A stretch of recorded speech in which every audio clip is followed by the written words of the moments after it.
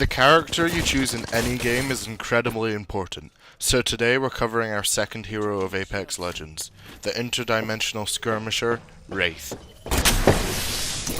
Boys jumping.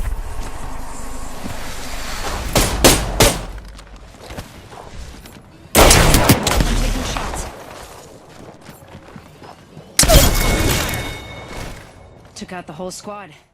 First thing I have to say is that Wraith is my favourite character in the game. Her abilities are great for a run and gun playstyle, and she works the best with the most powerful weapons in the game, shotguns. Go watch my other video for the best shotguns, by the way. And I'm still a piece of garbage. So let's jump into this. Wraith's passive is called Voices from the Void, which may sound like a symptom of schizophrenia, but thankfully it's not. This ability lets you know when someone is looking or aiming at you. That's why if you try snipe a team, always try to avoid looking at the Wraith directly, because the Wraith will get a message along the lines of you're in sight of the enemy, and then they can warn all their teammates. So if you see a little speck in the distance having a shit fit, you know it's a Wraith. But is this ability actually useful? Well, I would say so, because there is a lot of wide open areas in the game, so having a character on the team that can detect if you're being looked at or not can really help out. And it helps me when pushing a team from quite a distance, but since there are no private games at the moment, there is no way to test this properly, so I am just going to assume that this passive has a 100% chance of working every time.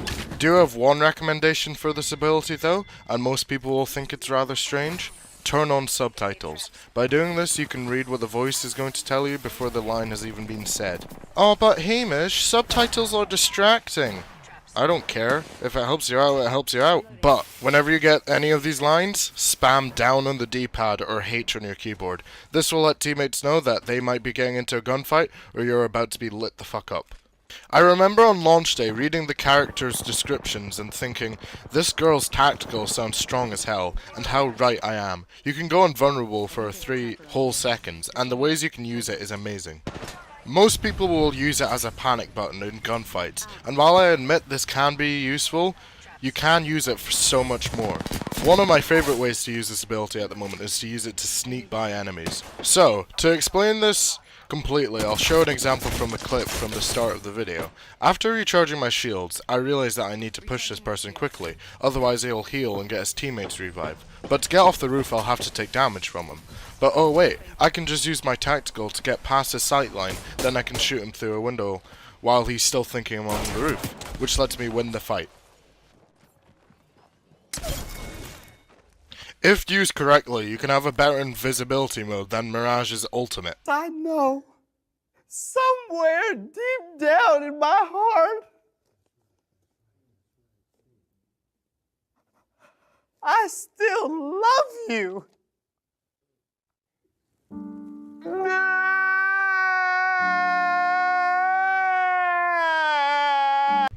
But people can see a trail of where you're going when using your tactical, and there's a lot of sound cues that high tier players will be able to pick up on. But Respawn, please.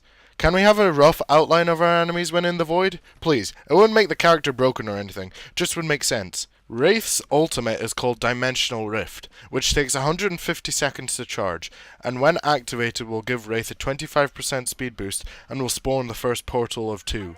You will also be given a percentage at the top of the screen that goes down when you move in any direction. Once this runs out, you will be forced to place the second portal, but you can cut it short by pressing the trigger. Quick note, while placing the portals you can use your tactical ability. The maximum distance you can go is roughly 105 meters, which is pretty great, but my fellow YouTuber boy Alfredo Games, link in the description, wanted me to mention how long it can take for portals to be placed. But while it does take a long time, it kinda works with how you're meant to use the ultimate. The rift when you go into it has the same properties as Into the Void, so you're invulnerable, but you're on the exact same path as the Wraith who placed it. You can go into an enemy team's portal to follow them, but they tend to watch the other end with shotguns. But if you're downed and a portal has been placed, you can go into it and travel to teammates. Or you can troll people with it by making them go off a cliff. But my favourite ways of using the portal are getting teammates into the circle after a fight, or when we're pushing into a battle, placing a portal before we engage, just in case we get overwhelmed. Sometimes I do panic and use the ultimate to get extra speed, but some top tier players just use it for the speed and not for the portals. But you can do some incredible plays with this thing. Wraith has some of the nicest skins in the game, while also having these two.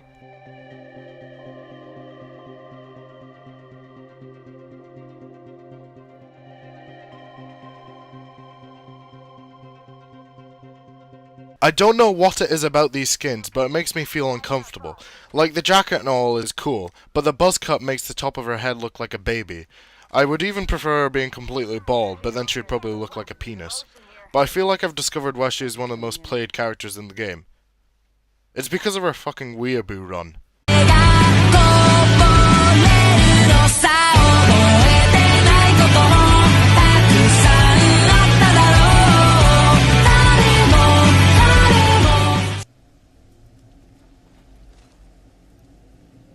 Void running. Overall, Wraith works really well with nearly all characters in the game, but is at her strongest when you're communicating with teammates and supporting them in games. If I had to recommend Legends with her, I'd probably say either Lifeline and Caustic, or Bangalore and Bloodhound. I really love this character though, and I am still enjoying this game. Next video will either be tricks and tips, or the worst legend in the game. See you next time.